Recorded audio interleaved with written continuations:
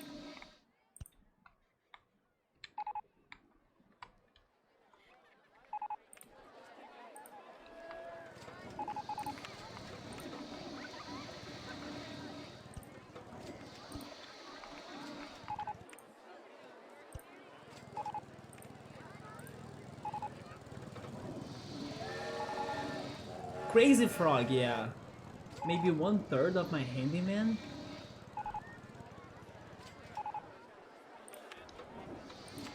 I kind of feel like that there should be one in the bridge.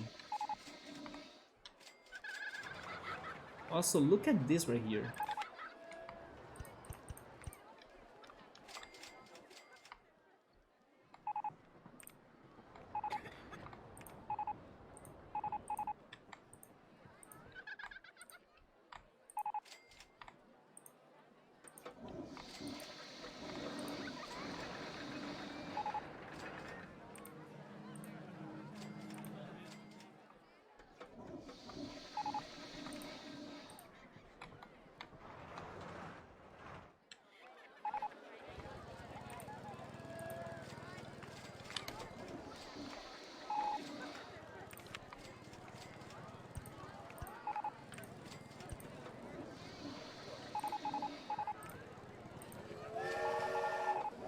I have been watching The Sandman on Netflix. I have heard of it, I didn't know it was serious.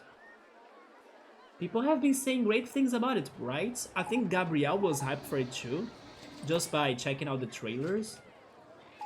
Should I go watch it? The next thing I think I will start watching, now that I finished watching Classroom of the Elite Season 1, an anime, was Demon Slayer. Yes, I was planning to start watching Demon Slayer.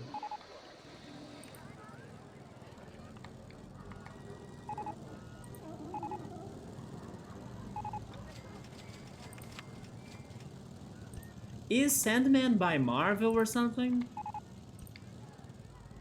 Or it's just, I don't know, a Netflix original show? Also, by the way, look at this. What the heck?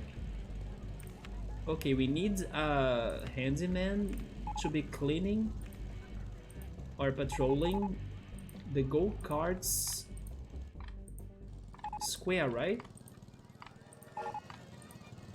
Also, are you hearing that? Guess who's broken?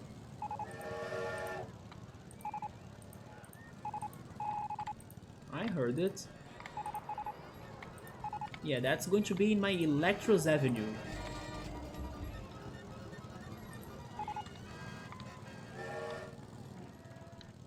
That's some Pepe Frog song too, right, Chill Mode?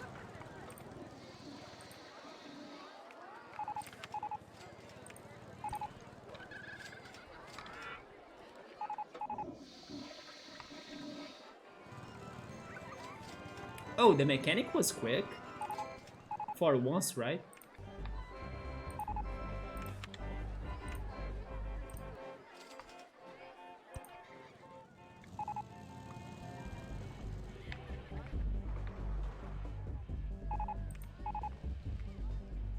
It has a dark tone with some good drama. Sounds like my thing.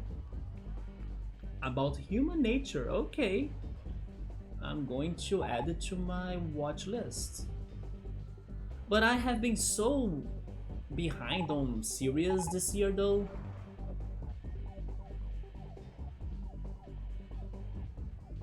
Oh yes, freaking Lock and Key will have another season as well, I forgot about that.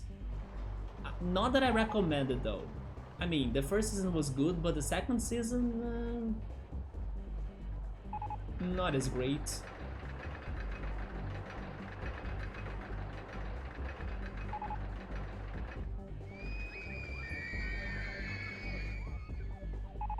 It is a different... Okay, it's a different Sandman from the Spider-Man movies. This one is an immortal being who rules the dream world. I mean, he's the one that I kinda have heard before, right?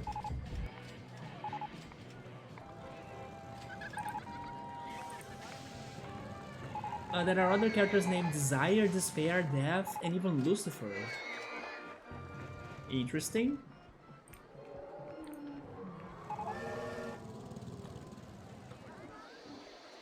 But you said that you have been watching it, so you haven't finished it, right? I hope the ending won't disappoint.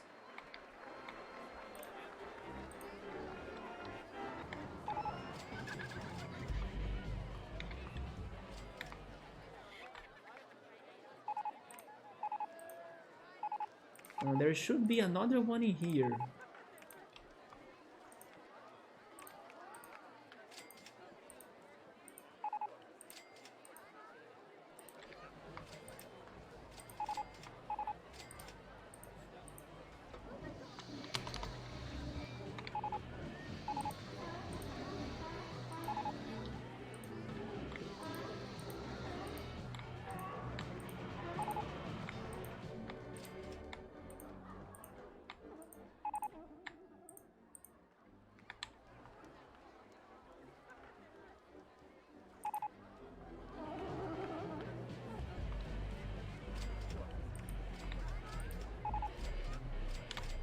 Oh, never mind, you finished it? It is more episodic. It's like a collection of different stories. I don't know how to feel about that. I mean, if you said it's good, I agree, but I think I would prefer having a single story. Isn't there, I don't know, at least something that connects everything? You just remembered me that I still need to go back to Tales from the Loop, right? The Amazon show that it's like Amazon's Dark. I remember trying to watch the first episode of that, but I kinda got distracted and I gave up. And then I completely forgot to go back to it.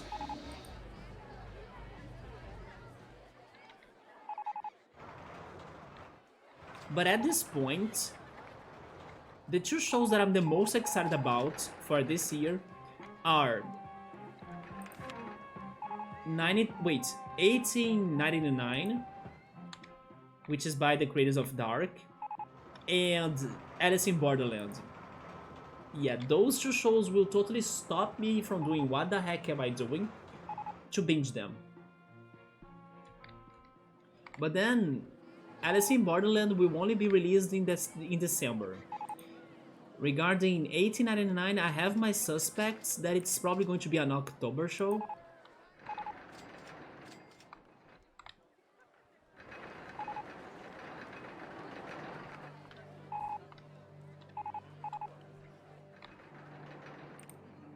So I kind of think I have been everywhere, a little bit at least.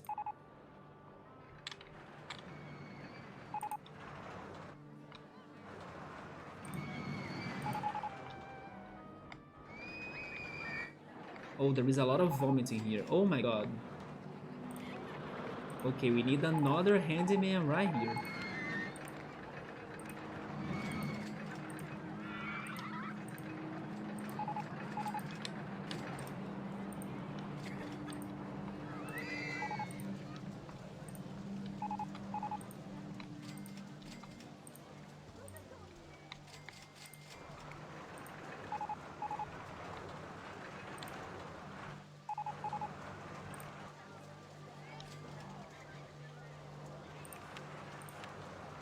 I think that's it, right? I mean, maybe there is more that I haven't fixed, but overall speaking,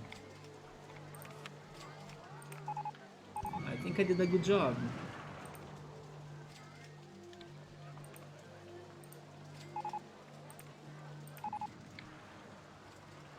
So it starts out like a single storyline, and it does follow him returning to power and getting more sympathy for humans. That's where the drama kicks off, right? Are you going to take off, Ultras? Okay. Not sure next time when we cross paths.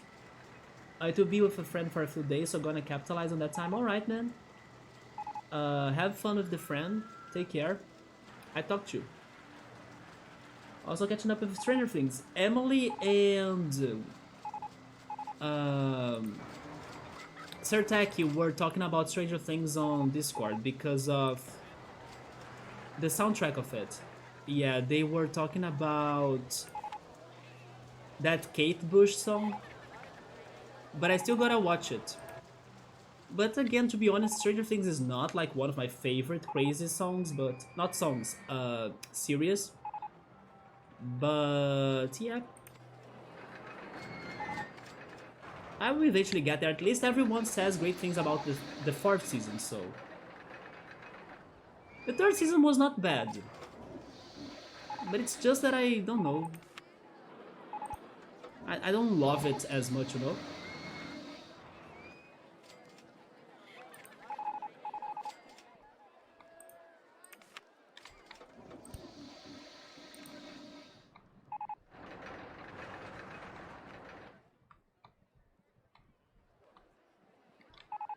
Well, I think I finished it, but I still don't have money for anything.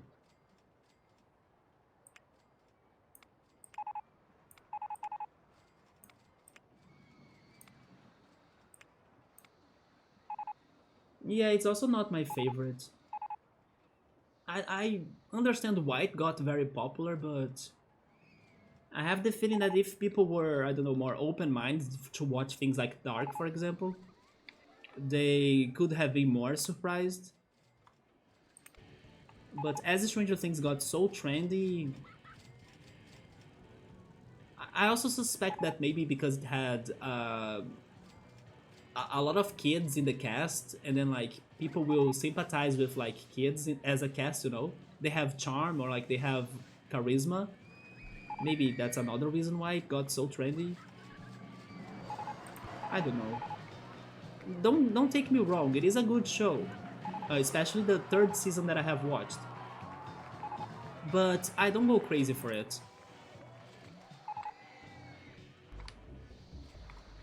I think there are shows out there that deserved much more than Stranger Things.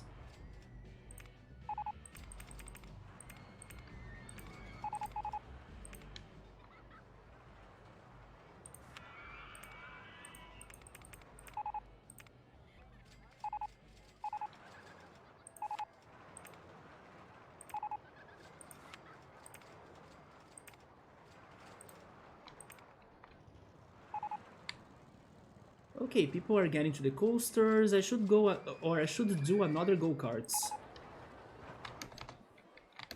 Let me see, how am I doing it?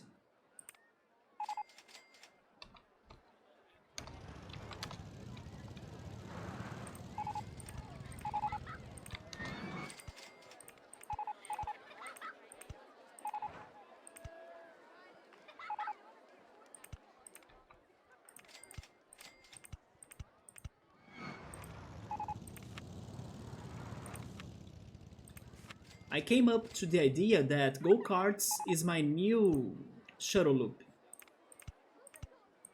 Especially if it only has like one lap.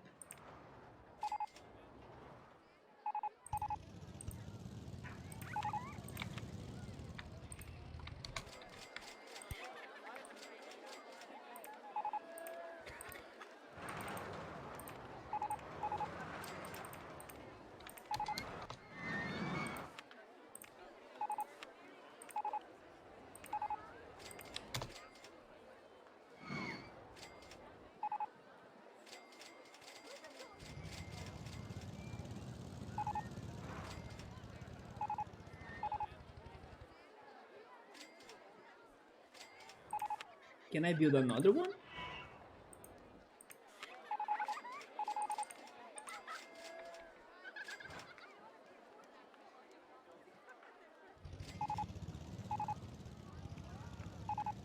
I don't know if it fits there.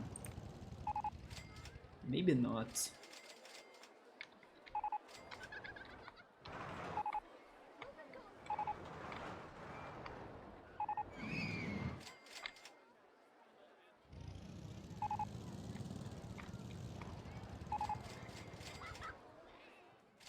Yeah, we need to find another area for me to be spamming those rides, right?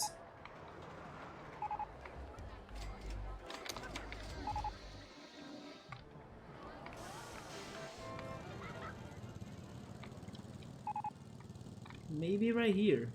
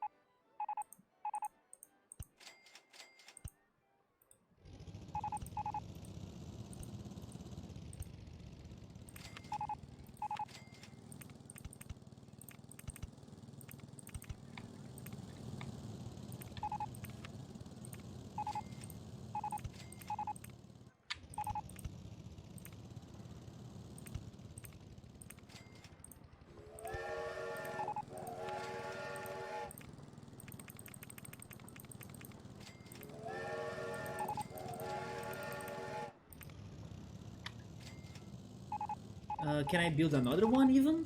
Not sure. Maybe down here? No, right? Oh wait, maybe yeah? Maybe if it goes like that. Yeah, there we go.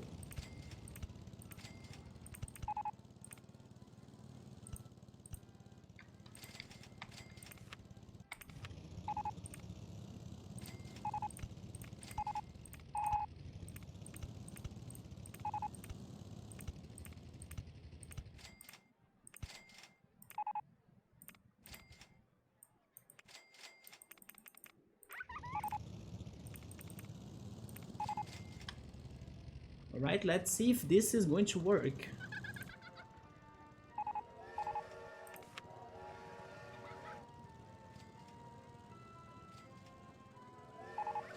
Now that the park is a little bit more normal, I will get rid of some mechanics because these are extra, right?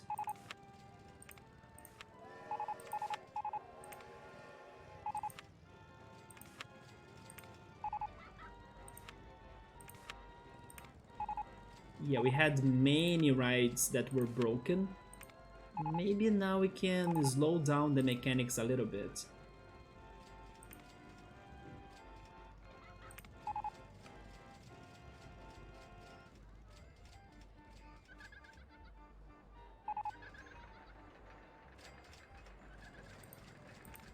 Oh man, will this park recover? Or will I keep on getting money from the bank?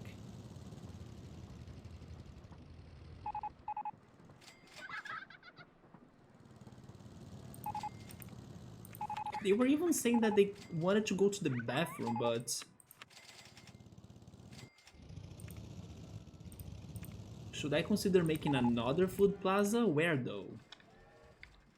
There is one in the bridge, there is one in the Japanese area, there is one there. Oh, maybe somewhere here?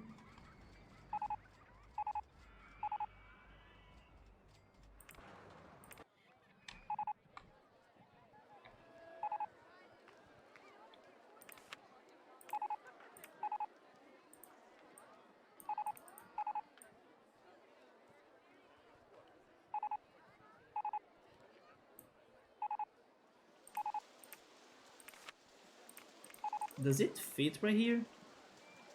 If it fits there, I'm going to place it right there. I think it fits. Oh, but I don't have money. There we go.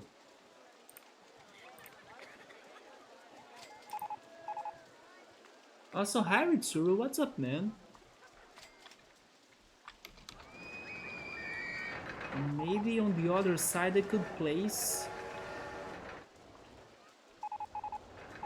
a drink stall. A drink stall would be great here on the pyramid, like a lemonade stall. Yeah, right there. Next to the bathroom.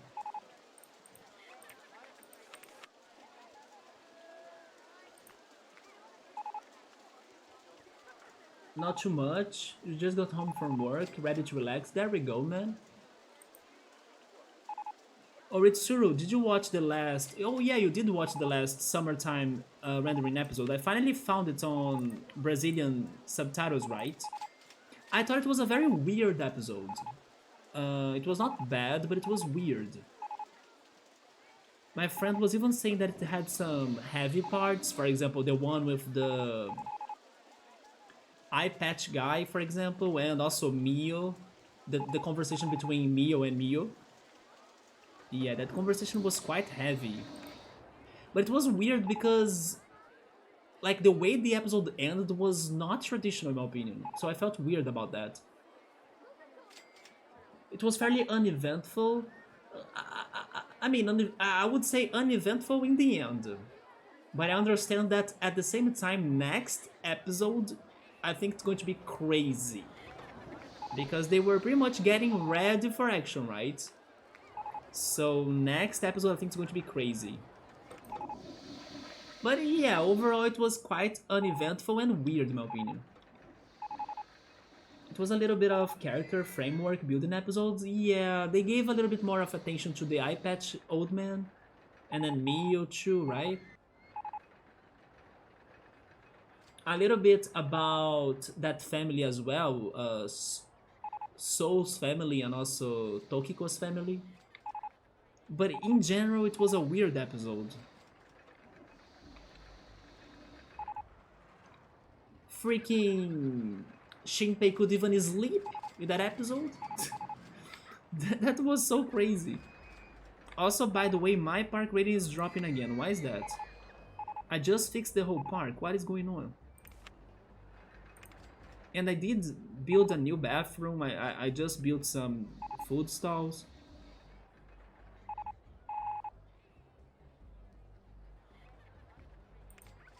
Maybe I should do more? Where? They have it in there. They have it in here too, don't they?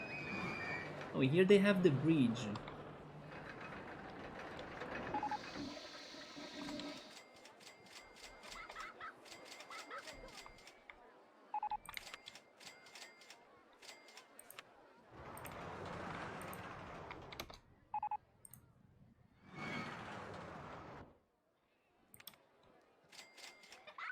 When they said he hadn't slept throughout the all loops, that's beyond crazy. And he was somewhat good, right? Like, he had aim, he could focus on the action moments.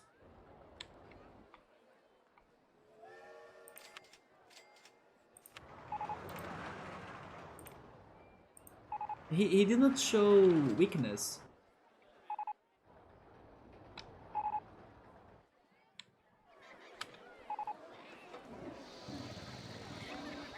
I really don't know what else to do to, like, fix this park, honestly.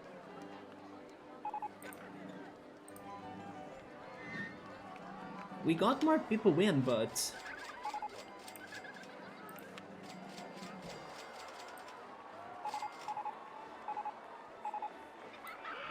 the Gravitron?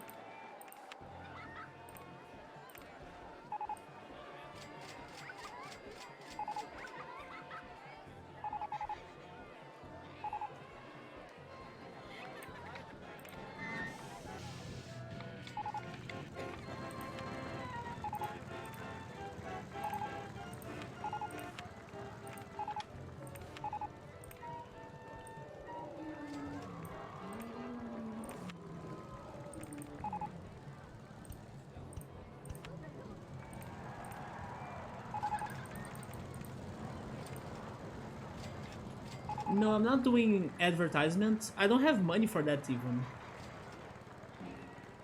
Shinpei is really growing on you as a character.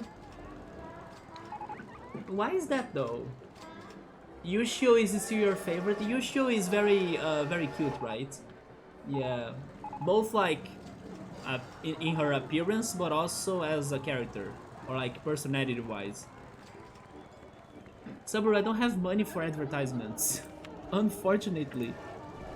I mean, I could do... never mind, I could do one of 300, right? Yeah. Let's give them... not really free rides, though. Free rides is too much. Free drink. Free popcorn.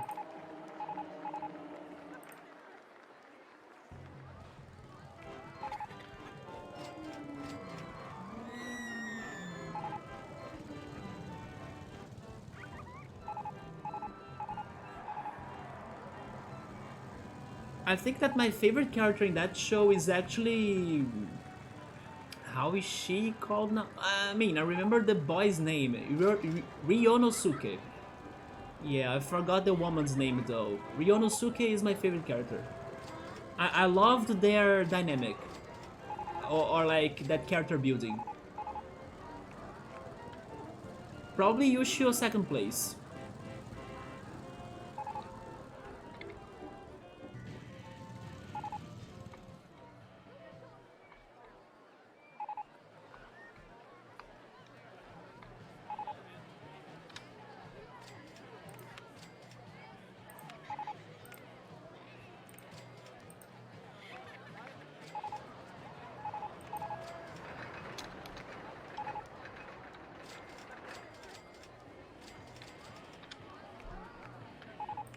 By the way, did you guys see something about the crazy wars between Sony and Microsoft?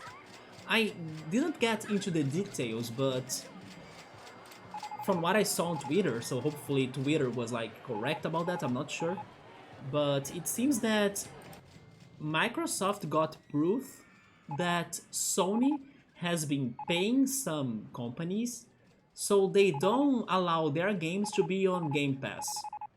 And then I read a lot of people saying that, oh my god, Sony, you are so dirty and stuff. And then it seems that Microsoft released the document or like a file exposing Sony, and then they pretty much humiliated Sony on that freaking file. And then everyone on Twitter was like, let's go, Microsoft, rip Sony and PlayStation. And so I saw some fuzz on that today. But I haven't gotten into the details or anything, but that was crazy. Hizuru, yes, Hizuru and Ryonosuke, right? I want to see more Shadow Shinpei. What happened to him, actually? I don't remember if he died. For the first few episodes, when Shinpei was trying to figure out what was happening, it just felt like he was getting slaughtered left and right. But I really like that the good guys are turning the tables. Although, what I like the most about the show is that everyone can turn the table at any time.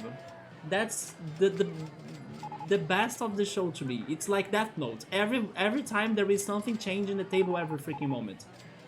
It's like both sides are super smart. The evil side, like plays their games or their cards, and then the good side needs to readapt and reorganize everything. And it makes sense. I like how the show makes everything easy to get or like easy to believe. While some other shows, Classroom of the Elite, they don't make it easy to believe, in my opinion. For example, Yoda, in that that episode before the last of first season, out of nowhere, Sick Girl decides to start a crazy martial arts fight. And then I ask myself, hey, crazy girl, when in the freaking school were you exercising? When were you training? And then out of nowhere, while you're sick, you can perform crazy martial arts? In the rain, even? You know, I was like, are you kidding me? Out of nowhere, I can now do martial arts. Seriously. I'm sold. And most of the reason why is Shinpei's intellect. Yeah, Shinpei has been more precautious for sure. Sir Bellini, or Bellini actually, Samba do Brasil. Do you like Bossa Nova chill mode?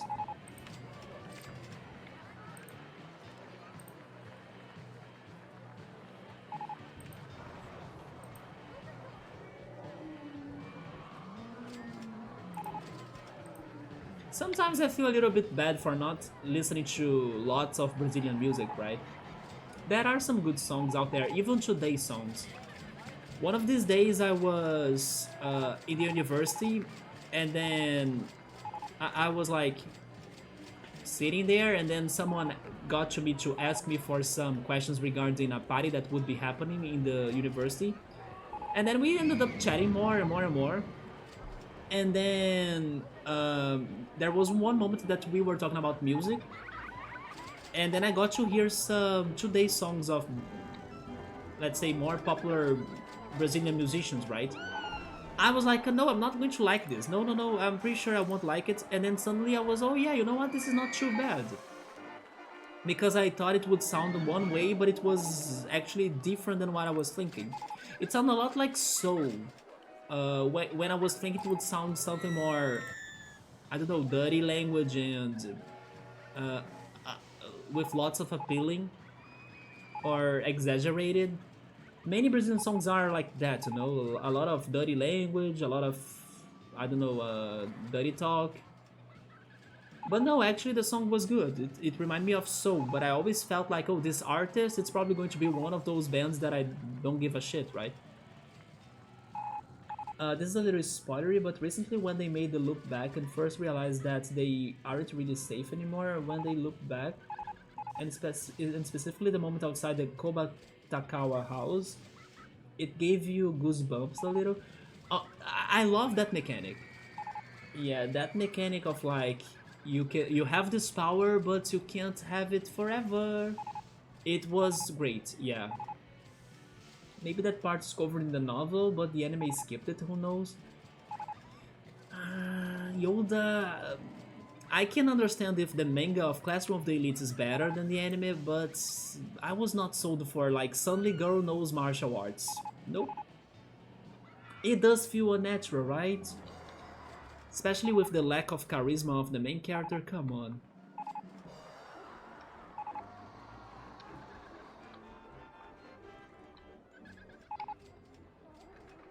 And then in the end of it, I hated him even more. Isn't it crazy or great?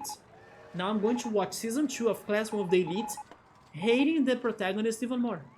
Because I will cheer for him to screw himself, like for the others to somehow have a better ending than his. Or if something happens and then he can have a change of heart or something, which I doubt it. But yes, I'm cheering for the others more than him. While in Summertime Rendering, Shinpei has been doing a great job as the protagonist. How was my week? It was okay. Did you end up going back? Yes. I played a lot of Mario Kart 8 in there again. And I think I made a new friend. We are still chatting and like seeing when we will be playing Mario Kart again.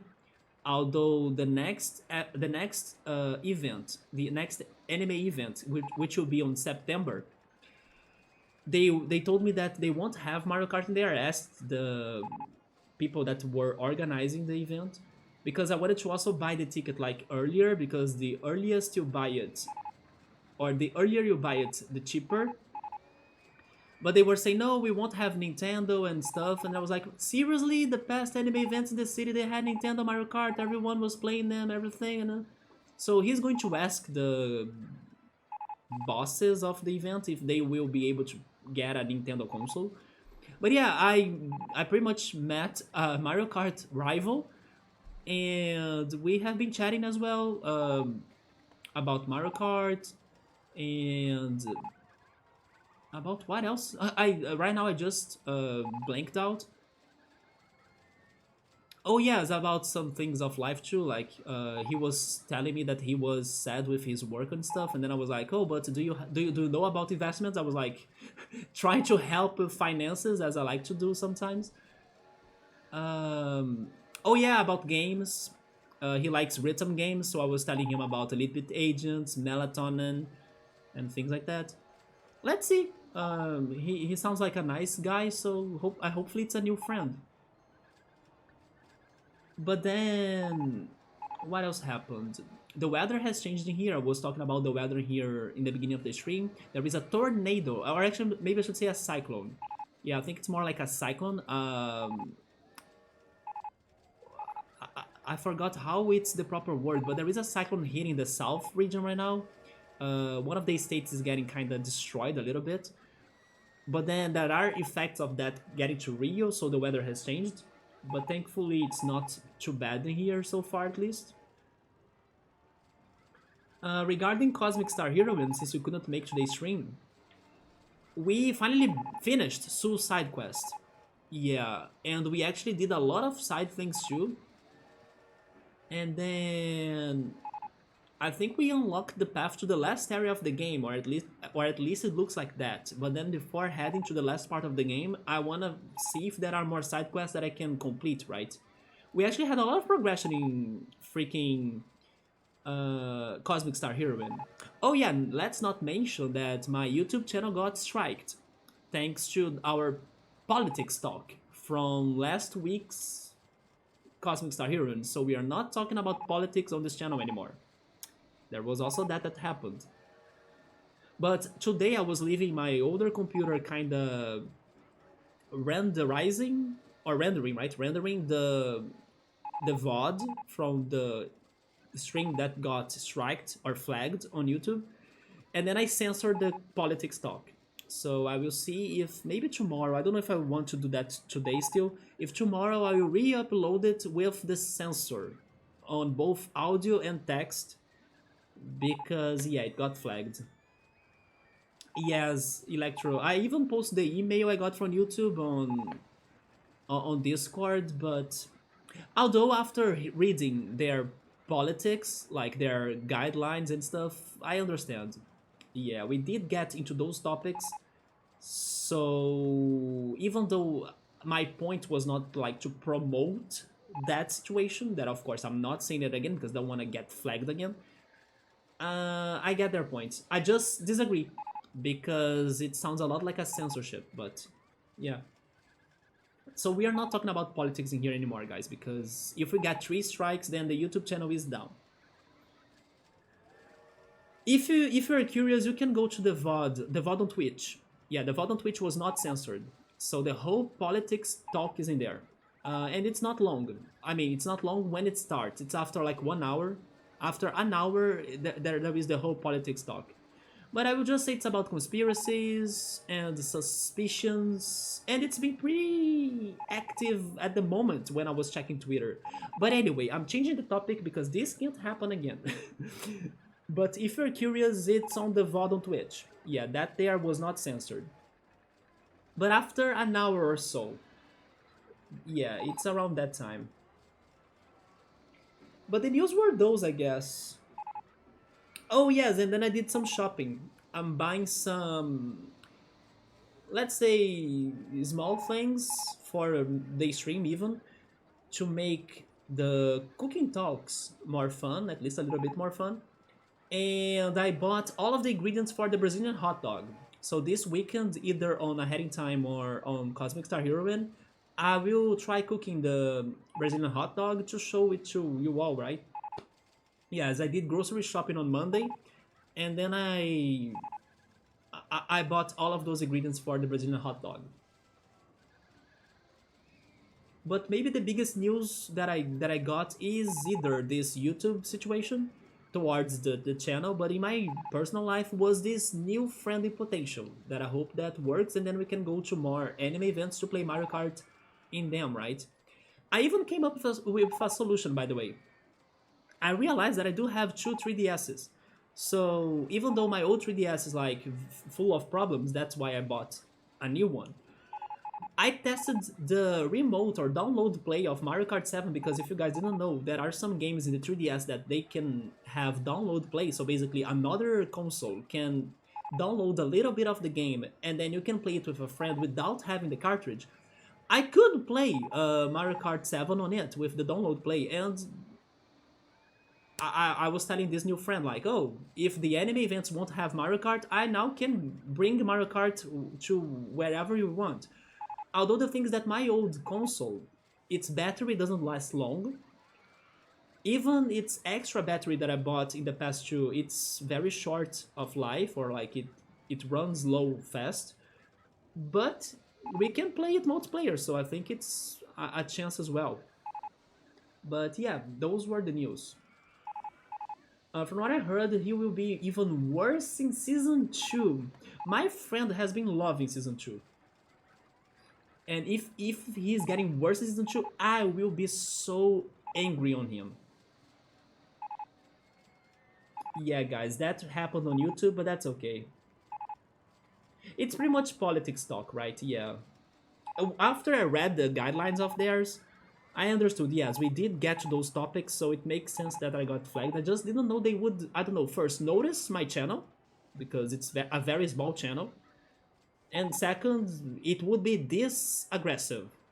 I would feel like, I don't know, a quick warning, like, oh, you have 24 hours to kind of take this down, you know, and change it.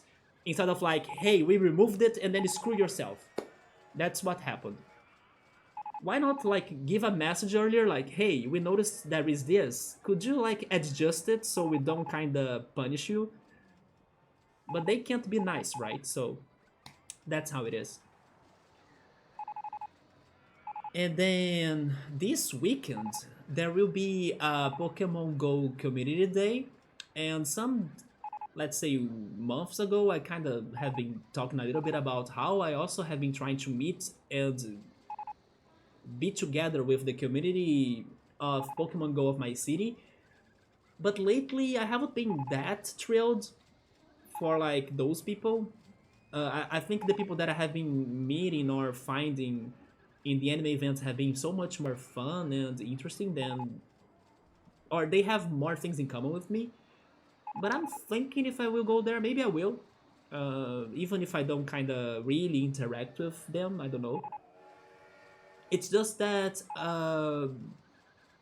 it's been easier to bond with other people than them, right? But I'll think about that. I won't have anything better to do, I think, this weekend, so maybe I will go there anyway. Even if it is just like for a walk or listen to music and relax. But yes, on Saturday, if I'm not mistaken, I think it's on Saturday, there will be a community day on Pokemon Go, and then I'll see if I can go there. Maybe if I cheer myself up, or if the weather change, because if it is raining like this, maybe I won't go at all. But yeah, but overall everything is okay. I'm just a little bit, I don't know, tired today. I think it's because I went to bed late yesterday, so there is also that. And then now this. Oh, by the way, I did get some money. Thank goodness. Finally, right? But I kind of want to pay the low one now. But there was a recovery here.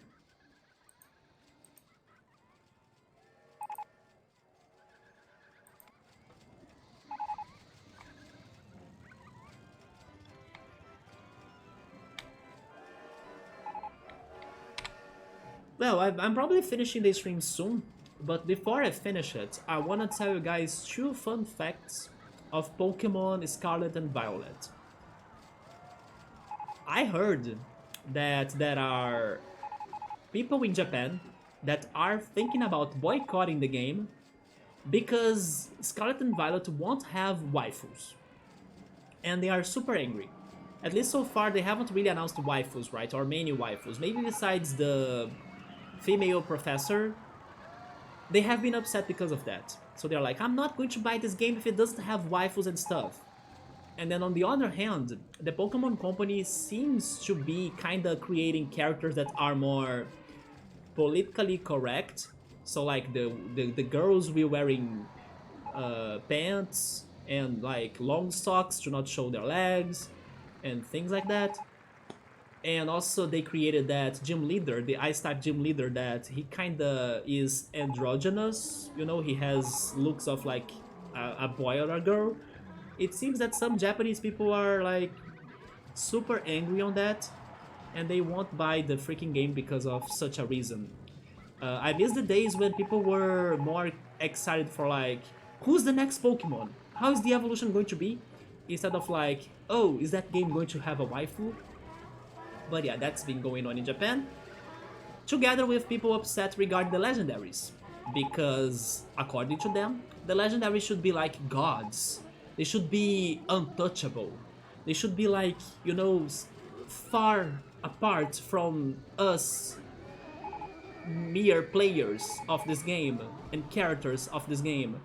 While in Scarlet and Violet, not only you get to the legendaries supposedly soon, but also you ride them, you freaking fly with them, you kinda control them as much as you want, as they are tools, not really gods.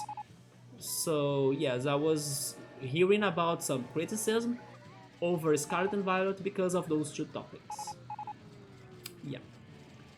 I don't know if you guys have opinions on that, but I was like, really guys? At this rate, there will never be a perfect Pokemon game, right? Like, people will always be upset about something.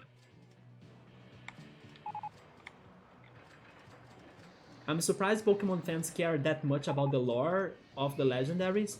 I mean, it's not everyone, of course, but it seems they are creating a fuzz, right? At least some people. I mean, regarding the lore of the legendaries, I think it is interesting. But I wasn't upset about you riding them like a motorbike or you riding them as a jet ski. That didn't upset me, to be honest. There were games where you did that already. For example, Latios and Latias in Omega Ruby and Alpha Sapphire.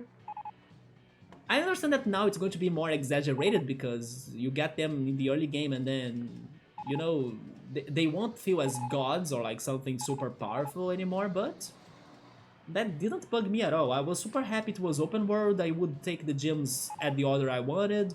It got that crazy plot of like treasure hunt that sounded interesting to me. And then they said that there are 3 ways of playing the game. That's fantastic. It sounds good, better than just like having a single way of playing the game. I did like the characters, even though they were complaining about, oh, there are no waifus, but I like the character model so far. Not to mention that I don't know. It's adding more representation, right, of like people in the game. So to me, it's good. It's not like, oh yeah, but it doesn't have waifus, so I won't buy the game at all. Like the professor is already a waifu, so like stick with her, you know.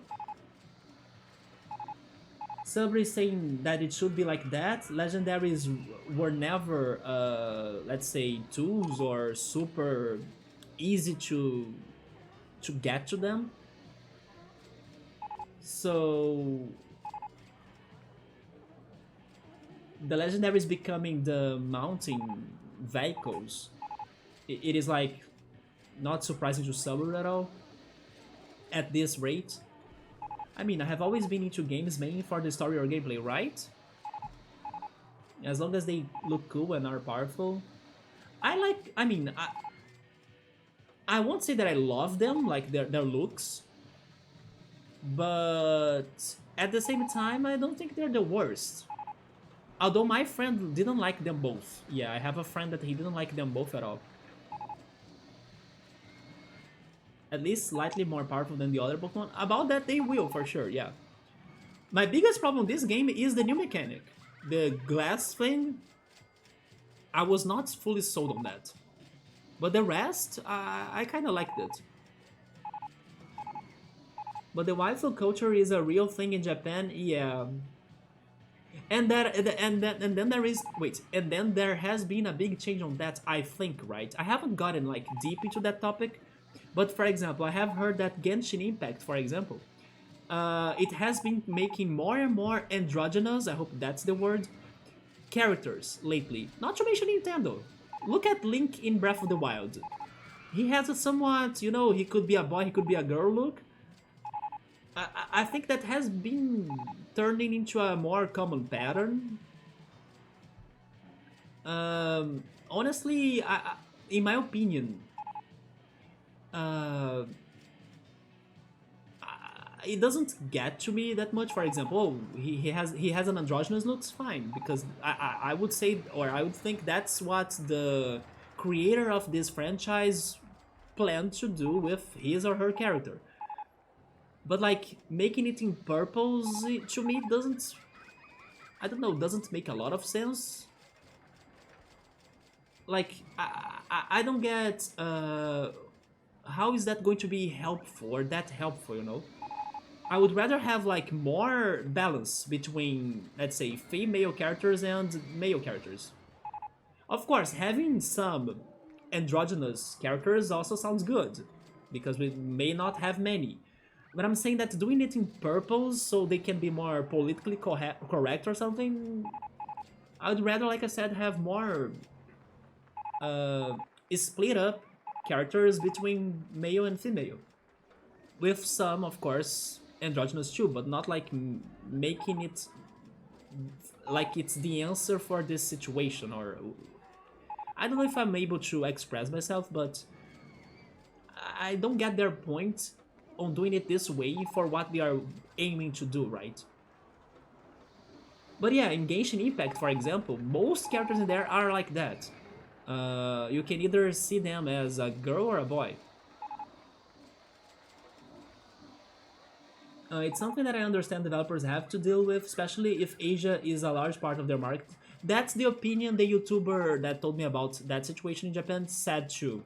He said that now the Pokemon Company is kinda also thinking about the international uh, customers or like the international market, and then the international market kinda has these differences between the culture and Japanese culture, right? So the Japanese are kind of getting angry because these games are maybe going on a path more for the international market than just Japanese market.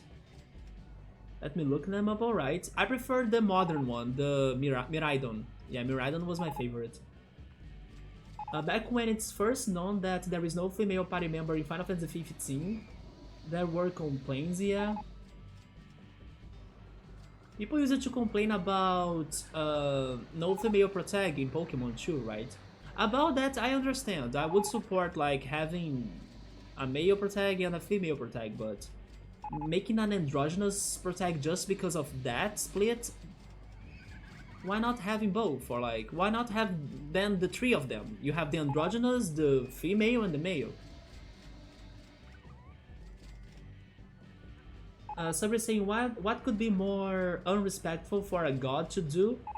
Would it be him giving you a ride, or him giving you his power during the battles, like he's nobody?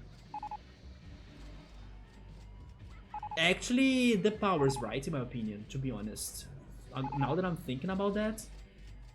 Because many legendaries in the Pokédex, they save humans, or they help humans. For example, Articuno. Articuno protects... I have that on my brain because of Pokemon trading card game, right? It says on his card. And then I was reading it. Articuno helps and saves people that get lost in the Frosty Mountains. So for example, there could be legendaries that could give some people a ride if they are lost or in need or something, right? But then yeah, taking orders and fighting in the battles like they are a nobody, then it sounds more disrespectful to me now that you made me to think about it, Subaru. Yep. Final Fantasy 15 has Arena, but it's a temporary party member. I mean, I haven't played Final Fantasy 15, but from the looks of it from outside, it looks like it is really about a group of boys' friends, right? Like, they are a group of friends and it's only boys. That doesn't trigger me that much regarding this topic, to be honest.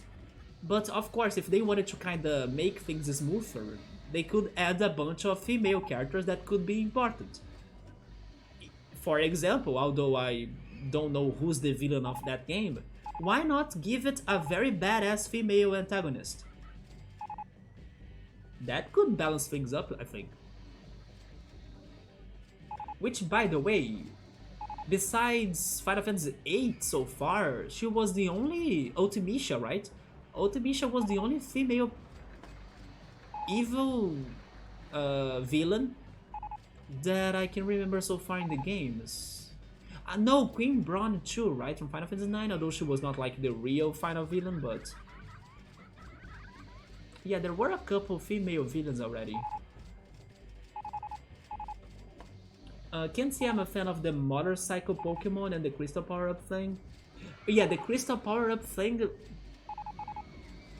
yeah, that's the worst to me. What's the worst to me about that is the ornaments. I hated the ornaments. I would much rather have those crystal mechanic Pokemon just with the you know, the crystal body texture, not the ornaments. The ornaments was so like, why? And please don't. I was even comparing it to Carnival, like it's now the Carnival parade for Pokemon. And also regarding the mechanic, I was expecting something more different than the past mechanics. Yeah, Final Fantasy 15 has female characters, but it's more about a meme that's like me and the boys.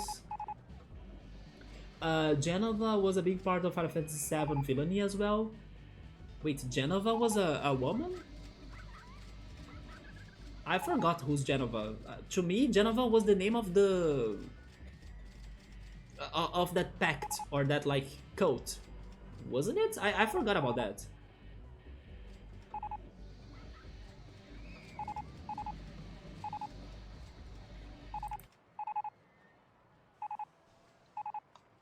But yes, I was super happy about the character models. I'm still liking the new Pokemon they are announcing for the new games.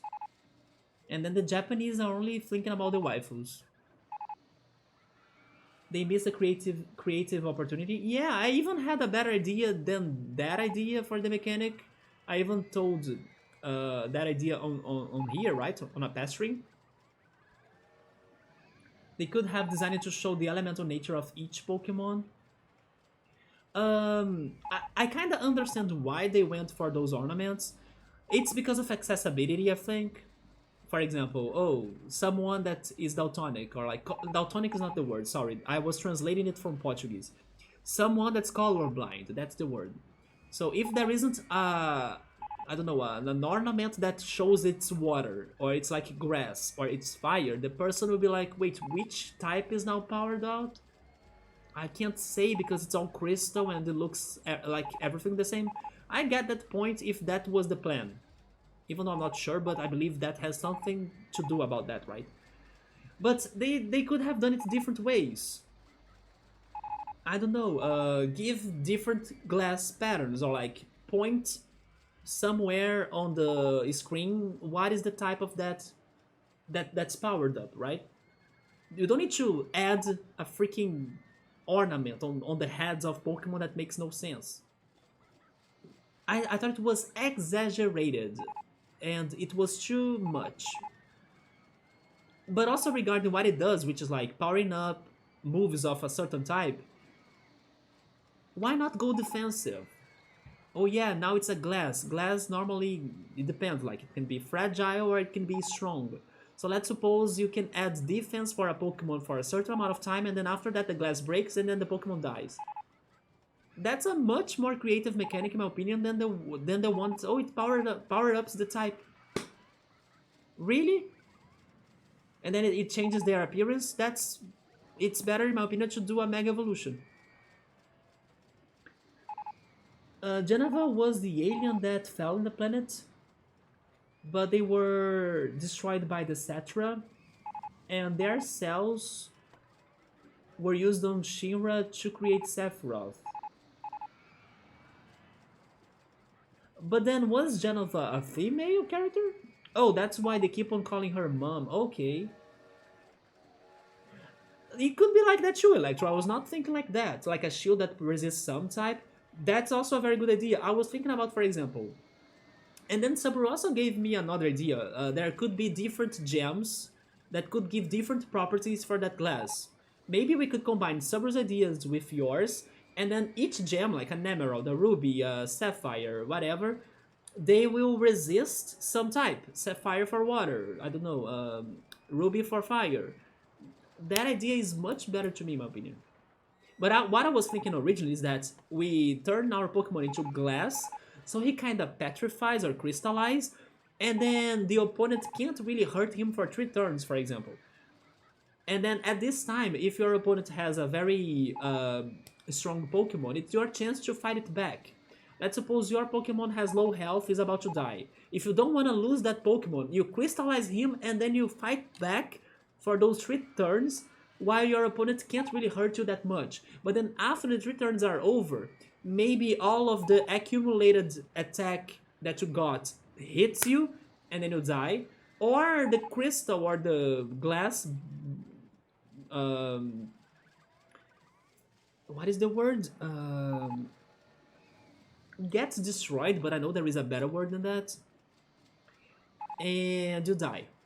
So instead of going for an offensive mechanic, do something different. Go for a defensive mechanic. But then I also know why they haven't gone for that. It's because, oh, kids today, kids are all about attacking. It's all about like throwing hyper beams at the face of my friend.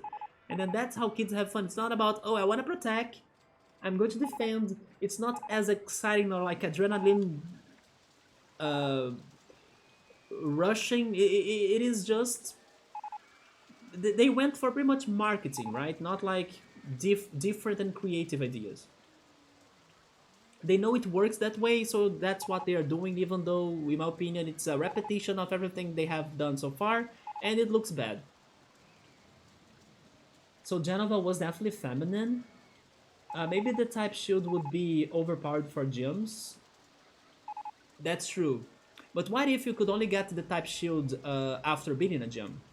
Don't forget that you can also pick the gym order as you wish at this game, so it wouldn't be that overpowered, I think. I mean, maybe it would actually.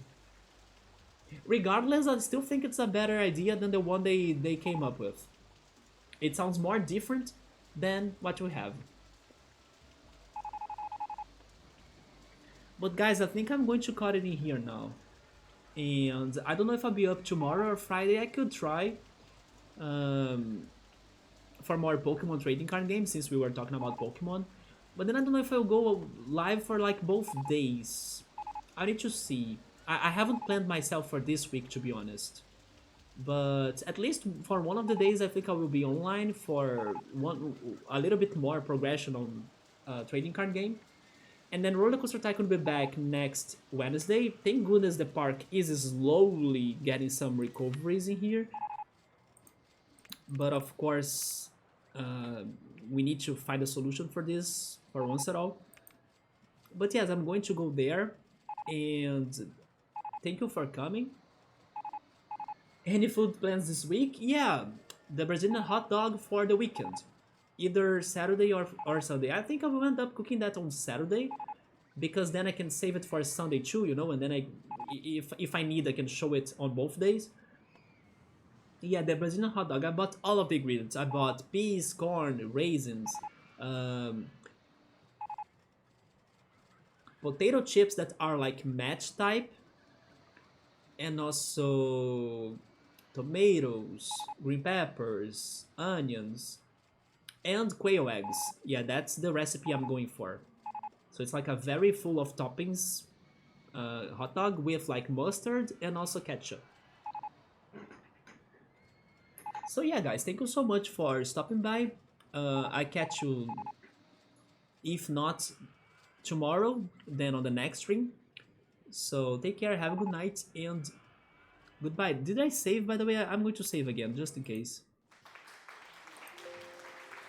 Wait, thank you for that applause, Electro. Is it because of the hot dog? I'm not sure. But thank you for that, man. And then, good night.